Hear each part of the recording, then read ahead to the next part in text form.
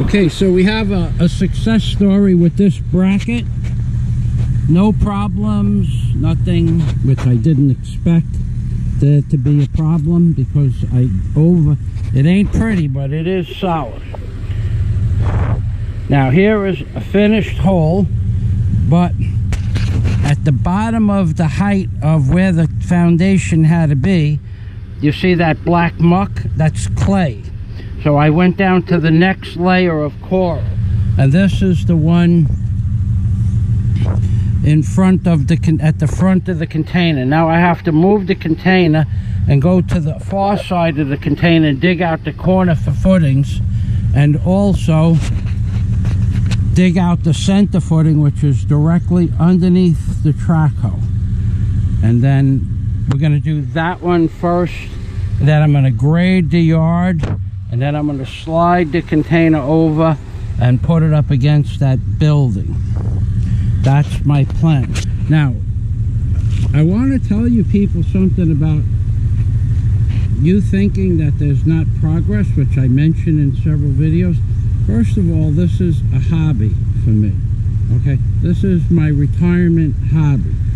Other people retire and they build model airplanes or RC boats or RC airplanes. This is my hobby. As you can see, I don't mind working hard, and I actually enjoy building stuff. So this is one way to retire in the Philippines. This is just one way to retire in the Philippines. If you're a scuba diver, which I am, go scuba diving, which I do. Snorkeling, which I do. But this has always been my passion. You can only just go scuba diving so many times. It never gets boring, but it's time consuming, and it doesn't bring you anywhere towards your next goal. To see more fish and more wrecks and more stuff, take a picture. This is real. So this is, you can see the size of the hole by the height of the container is 8'6", and the depth of the hole is more than 8 feet, and there's 1.5 feet. Well, the depth of the hole is closer to 10 feet. Oh, excuse me. So that's this is my retirement hobby in the Philippines. Now I want to tell you something else. Aside from doing this work, what we call in the aircraft industry a well-oiled machine, as a jet mechanic, we understand the importance of maintenance. Okay, maintenance first, safety first. Maintenance first, safety first. The reason for that is because when you don't oil something or grease it properly, what you have to do is replace. So if you don't oil and grease, remove and replace is what's necessary. Now, you might think, you know, what's the big deal? Replace a bearing. Yeah, well, let me show you a bearing that would take you, if I did it by myself, it would take a month to replace. Under here, under this ring gear housing, is a gear.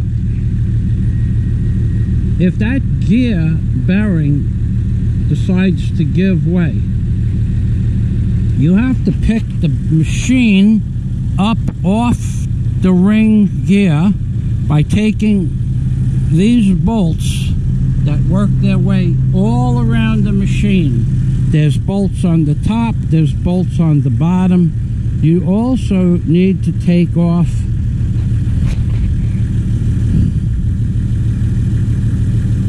take this undercarriage out from under the machine after you block the machine up on blocks.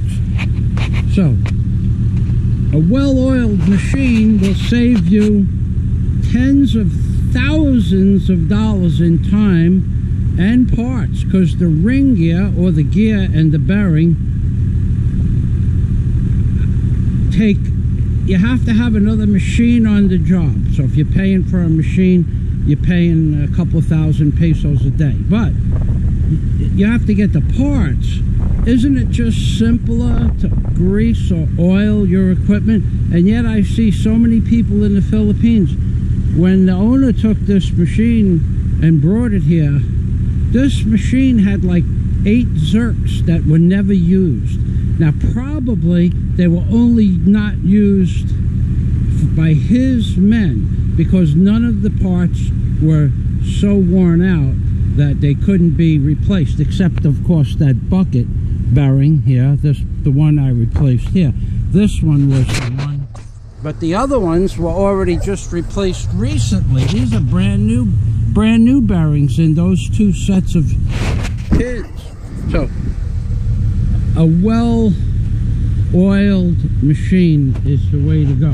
There are other things that when you don't oil or grease them become problematic. This sprocket, for instance, there's a sprocket under there that moves the chain.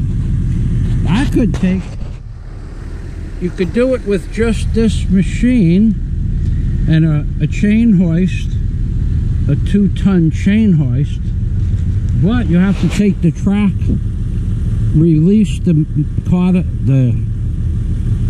release the master link and lay the track out, and take the travel motors off in some cases, and release hydraulic lines and open up boxes that haven't been opened up in 25 years.